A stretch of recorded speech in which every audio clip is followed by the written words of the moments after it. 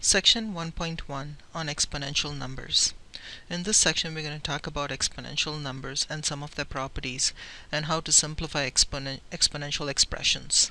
Okay, so let's get started. So the first thing we need to do is define exponential numbers. Let's do that.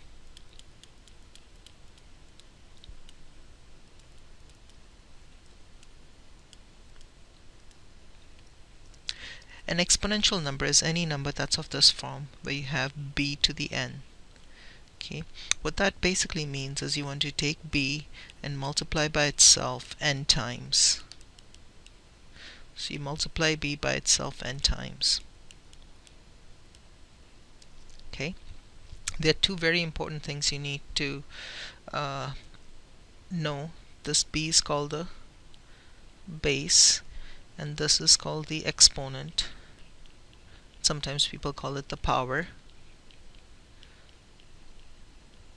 So that's one thing to note. Okay, but the other thing that's very important is this, where n is a natural number. If you've forgotten what a natural number is, basically a natural number is a positive integer or a positive whole number. That means it cannot be a fraction, it cannot be a decimal, it cannot be a negative number, it cannot be zero, and so on. So this is a definition of an exponential number. Okay, so all you do is multiply the base by itself n times. Okay, where n has to be a natural number. You'll come across this terminology like natural numbers, integers, rational numbers throughout this class. Basically there are certain classes of numbers and they satisfy certain characteristics. In this case, the natural numbers are a set of positive integers. Okay, all right. So now that you know what an exponential number is, let's take a look at some examples. Here we have 5 cubed. Where the base is 5, the power is 3. So that basically means you multiply 5 by itself 3 times. So we get 5 times 5 is 25. 25 times 5 is 125.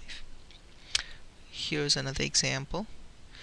I could have 2 raised to 4 and multiply 2 by itself 4 times.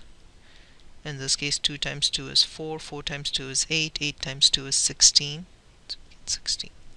Now, those were two very simple examples. You probably have seen them before in some algebra class, but let me point out a couple things. Just note, I usually have a tendency to point out a few things that are important to you, or a few things that I see students make mistakes on over the years, and I do like to stress them so that way you can avoid those same mistakes. Now, let me give you 3 examples and I would like you to calculate those values. Take a minute and do them and see what you get. So the first one is this. I have 7 squared. That's easy. Second one is minus 7 squared. And then the third one is negative 7 squared. So these are things that I truly want you to remember, because these are common mistakes students make. Whenever I ask students to tell me what is 7 squared, they'll tell me it's 7 times 7, which is 49. That's true. That's a good answer. If I ask them what is minus 7 squared, they'll tell me it is also 49. That's a wrong answer. And I'll show you why. Now, if you look at this problem, the power or the exponent is only on the 7 here. If they want you to square minus 7, they'll always put parentheses like they did over here. So that is a subtle mistake that students always forget. They think that minus 7 squared means it's negative 7 times negative 7. That's not the case. It basically, what this means is you have the negative on the outside and you want to square 7. So you get 7 times 7, because we're going to just square 7 like we did up here.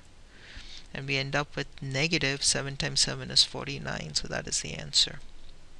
So please remember, if they want the base to be negative, they will always put parentheses around that number. If they don't have parentheses, that means that base is not negative. So in this case, since they have parentheses around the number, my base is minus 7, so I want to take negative 7 times negative 7. We end up with positive 49. So these are little subtle things that you do need to be aware of. These are very common mistakes students make. So please try to avoid them. Okay. Now that we looked at some examples of exponential numbers, let's take a look at some of their properties. So these are properties of exponential numbers. And there are many properties of exponential numbers, but I will tend to give you the ones that I feel you will need in this class. Exponential numbers. Okay, so let's take a look at them. The first property of exponential numbers is an important one because we stipulated that n had to be a natural number. So when we say that, which means a positive integer, that means that n cannot be 0 or negative. So what do we do if n is 0 or negative? So let's take a look at those, because we have special properties for that, since n cannot be 0. So if your base is b and your exponent is 0, then the value of that exponential number is 1. So here's an example of that. I'll try to give examples next to it. I could have 6 raised to 0. That would be 1. Okay, so the next property of exponential numbers deals with what happens if the exponent is negative, since n cannot be negative. It could have b to the minus n. So if you notice n is positive, the negative on the top makes the exponent negative. So in this case, what we can do is we can rewrite this as 1 over b to the n to make that exponent positive. Or you could have it like this. You could have 1 over b to the minus n. In that case, we could move it to the top and make that exponent positive. Now this is a very important property because, for example, if I give you 2 raised to minus 3, well, according to the definition of exponential number, what does it mean? I want to take the base, which is 2 in this case, and multiply by itself negative 3 times. Wait a minute, I can't do that. If it was just 3, I could do it, but I want to multiply the base by itself negative 3 times, so we cannot do that. So the first thing we need to do is make that exponent positive, so we move it to the denominator. Now I can do that. I multiply the base by itself 3 times, so you get 2 times 2 times 2, which is 8. So the answer is 1 over 8. Okay, so that's something you do need to be aware of. Okay, and when we talk about negative exponents, if you can move it to the bottom, it'll become positive. If the exponent was negative in the bottom, then you can move it to the top and it'll become positive. Okay, and we only worry about the base, nothing else. Okay, we move that exponential number to the top. The next property of exponential numbers is this. If you're multiplying two exponential numbers that have the same base, then what we end up doing is we end up adding the exponents. So here's an example of that. If I have 2 to the 2 multiplied by 2 to the 3. Now before I use this property, let me show you why this property works. 2 to the 2 means what? You multiply the base by itself 2 times. 2 to the 3 means what? You multiply the base by itself 3 times. So how many 2's do I have here? 2 to the 5. We got 1, 2, 3, 4, and 5. So that's exactly what this property is telling you. You take, since the bases are the same and you're multiplying them, you add the exponents. So we end up with 2 to the 5. So if you multiply 2 by itself 5 times, you get 32. Okay. The next property of exponential numbers is this. If you have b to the n raised to m, okay, I have an exponential number on the inside now, and then I also have an exponential number on the outside, because this is my base now and this is my exponent. So I have two exponential numbers next to two exponential numbers in this problem. So in this case, what I can do is I can just multiply the exponents. So if you have one exponent and another exponent next to it like that, you can multiply those exponents. So let me go ahead and show that to you. Okay, so if I have, let's say, 2 squared raised to 3. Well, let me first show you why this property works, and then we'll take a look at it. Okay, so 2 squared is the same thing as 2 times 2. So I want to take this as my base now, correct? I want to take my base and multiply by itself 3 times. So you get 2 times 2, that's once, 2 times 2, that's another time, 2 times 2, that's a third time. So how many 2's do I have now? 2 raised to 6. So instead of going through all that work, I can just use this property, which tells me what? If you have an exponent raised to another exponent, you can just multiply those exponents, and we get 2 to the 6, and 2 to the 6 is 64. 2 times 2 times 2, 6 times is 64. So again, I've given you the explanation why these properties work. The next property of exponential numbers is this. Okay, if you have a times b to the n, so if you have two things on the inside raised to the n, and we can rewrite this as a to the n and b to the n. So we can basically apply that exponent to each thing on the inside is what we are doing in essence. Okay, so we can apply that exponent on each thing on the inside. So let's take a look at this example of this property. I could have 5x cubed. That means, according to this, I have two things on the inside here, multiplying them, so I get 5 cubed and x cubed. It's not really what you're doing, but you can think of it as distributing that exponent. Okay, so we get 5 cubed is 125, and x cubed is just x cubed. Okay, and there's a similar property for division, so let's take a look at that. I have a over b to the n. That basically means I have a to the n divided by b to the n. So I'm distributing that exponent. Again, you can think of it that way, but that's not what mathematically is happening, but it's a good way to visualize that. So let's say if you have 2 over 3 to the 4th power. So we get 2 to the 4th power divided by 3 to the 4th power. We can move that exponent there. 2 to the 4 is 16, and 3 to the 4 is 81. There's your answer.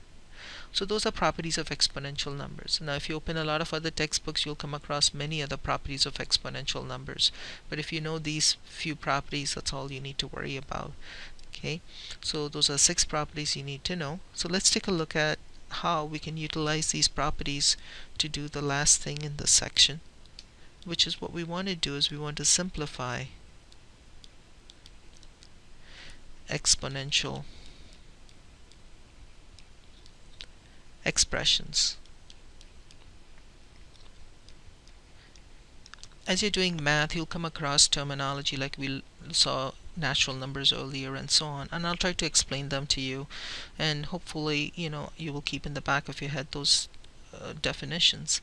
Like for example, simplify basically means is make it simple.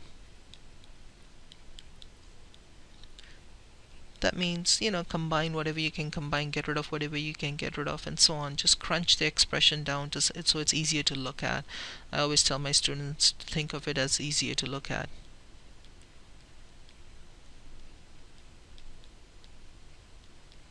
Okay, and that you'll come across that a lot. We simplify a lot of expressions in algebra, so it's a common terminology. Alright, so let's take a look at an example on what we mean by that. So let's start with something really simple, and then we'll move our way to a few more complicated examples. Okay, so let's say if I have 4x raised to negative 2 y cubed raised to 2. Now I want to simplify this. This looks really ugly because I have some negative exponents, and we said earlier exponential numbers are written like this. That means the exponents always have to be positive. Okay, natural numbers, we talked about that, so we can't have negative exponents. And then we have exponents, and then we'll have another exponent on the outside, so it looks fairly messy. So let's simplify this. Okay, so let's do that. The first thing we'll do is we're going to use those properties that we just talked about, and there's many different ways to do that. So if you ask someone, they might show you a different way to do that than I'm going to do it. I'm trying to show you a method that I have come across over the years that I find is easier for students to digest. It might seem longer in some cases, but it's always going to work if you follow the method. So the first thing when I do these problems on exponential numbers is I get rid of the outside exponent. Okay, so the first thing I do is get rid of the outside exponent, And to do that I'm going to use this property 5 and 6 depending upon what my problem is. So I'll put the properties down in parentheses 5 and 6. The second thing I do is make negative exponents positive. I'll abbreviate exponents, make negative exponents positive. That's property 2. And then the last thing we can do is we can cancel or combine, and that's property 3. Now again, in some cases these steps will make your problem longer, but if you follow them you'll still always get the right answer. So it's a good idea to always have, and math is all about doing everything systematically. It's students usually get into trouble is when they start taking shortcuts or trying to be creative. So if you just try to stay consistent by following the steps, or so that way anytime you're learning something new it's always good to follow some guidelines or follow some steps till you master it, then you can start taking shortcuts. So for now I would really encourage you to do that. So the first thing I'm going to do is take this outside exponent and apply that to everything on the inside. So I get 4 squared x raised to negative 2 times 2 is negative 4. Remember out here we are also using, I should really put down a couple properties here. It should be property 5, 6 and 4. Because property 4 was what? If you have an exponent already there and you have another exponent, then you can multiply those exponents. Okay? So in this case I'm using property 5 also. So negative 2 times 2 is negative 4 and y raised to 6. The next step is we want to just make negative exponents positive. This is the only number that has a negative exponent in it, so that number needs to go to the denominator because it needs to become positive when you move it there. And 4 squared we know is 16, so we get y to the 6, and then on the denominator we get x to the 4, and there's your answer. That's all we need to do. Okay, we didn't have to worry about the last step here, but let's take a look at an example where we do. So here's another example. So let's say if I have negative 2 a to the negative 3b cubed raised to 2 divided by 4a to the 3b to the 2 cubed. Okay, so let's take a look at this example. All right. So first thing we're going to do is same thing, take care of that outside exponent, get rid of this, so distribute that in. Again, I use the word distribute, not the right terminology, but it helps for students to do that. And always try to do your problems vertically. Don't do it this way. This is equal to this, this is equal to this. That is really terrible way to do math. You never see math textbooks written that way. Problems are always done vertically. So in this case we get negative 2 squared. Now if you notice I put parentheses there because this number is negative here. So I want to put the exponent on that whole number, not just the 2. If I had written it this way, then I would be just squaring the 2. Remember we talked about that, so it's important that you put those parentheses. We get a to the negative 4, we get b to the 6, divided by 4 cubed, a to the 9, b to the 6. Right? The next thing we want to do is make negative exponents positive. So again, only this exponential number is negative, so I'm going to move it to the bottom to make it positive. Everything else stays where it is. I can take care of some of these few simple calculations. Negative 2 times negative 2 is 4. I get b to the 6 on the top. On the bottom we get 4 cubed is 64. Then we get a to the 9, b to the 6, and then a to the 4. So that a to the 4 comes to the denominator.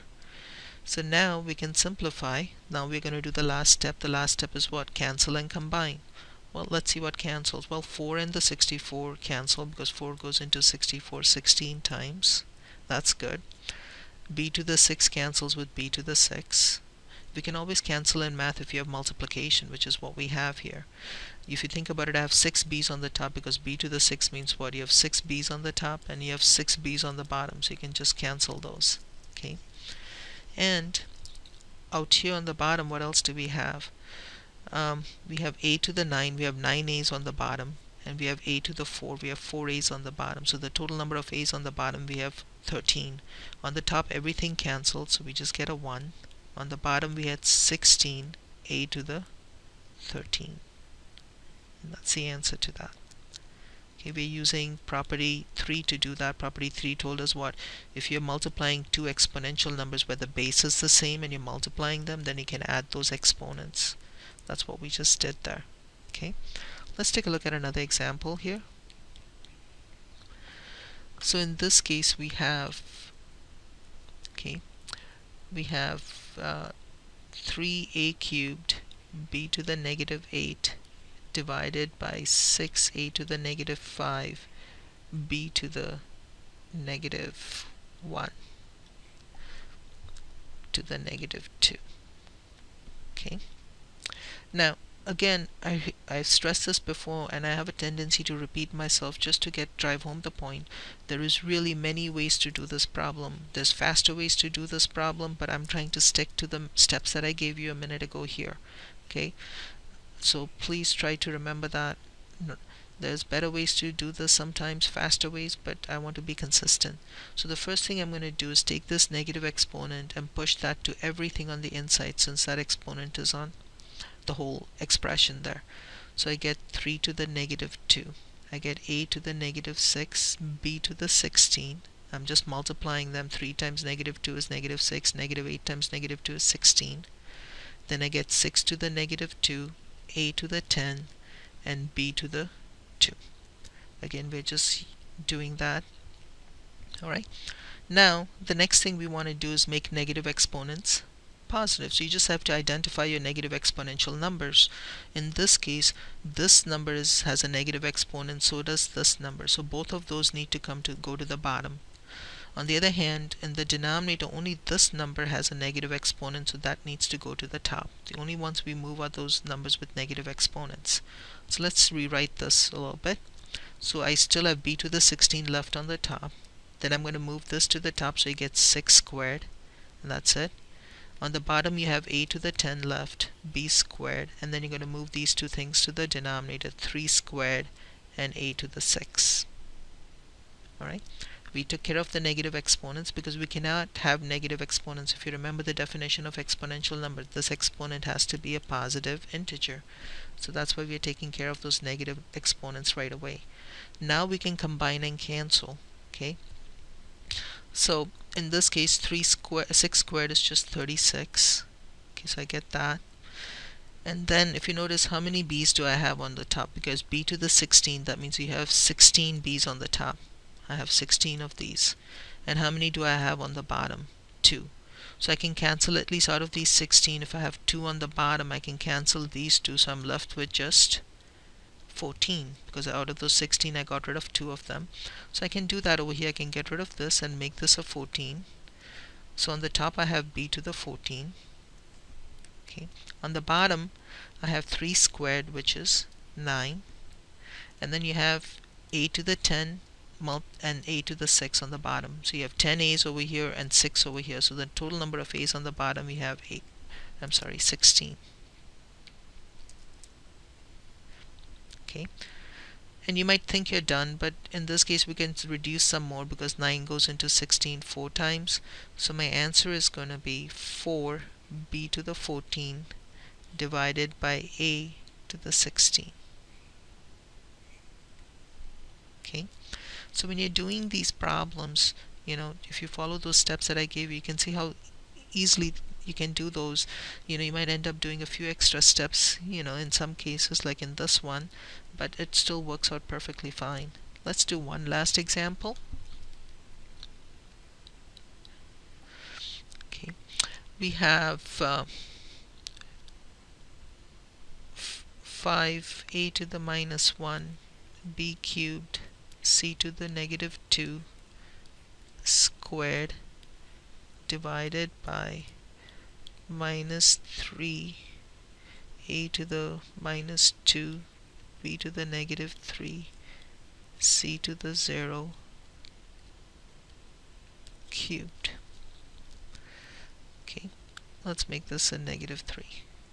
Alright, So let's do this. Now before I do this problem, one of the properties of exponential numbers was what? If you have b to the 0, then the value of that exponential number is just 1. So in this case, you notice I have c to the 0 here.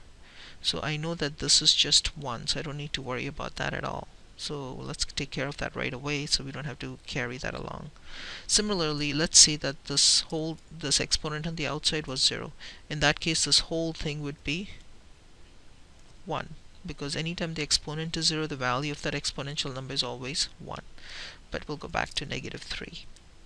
So we took care of this part right away. Always do that if you can. Just take care of certain things out right away so you don't have to worry about that.